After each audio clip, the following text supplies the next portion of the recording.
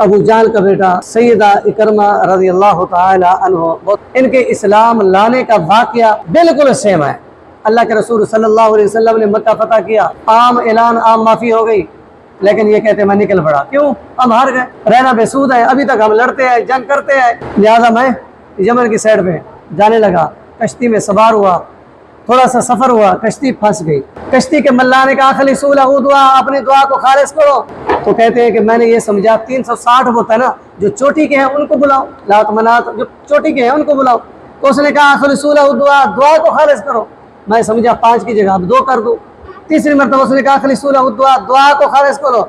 मैंने कहा जो चोटी का सबसे बड़ा होता है उसको बुला लेता हूँ। उसने कहा नहीं, आज इनको नहीं बुलाना, आज उसको बुलाना। और इकरमा कहते हैं अल्लाह इससे निजात दे दे। यही बात तो मोहम्मद सल्लल्लाहु अलैहि वसल्लम करते हैं। जो बात एक मल्लाह को समझ आई, तू तो सरदार का बेटा इकरमा, तुझे समझ नहीं आई।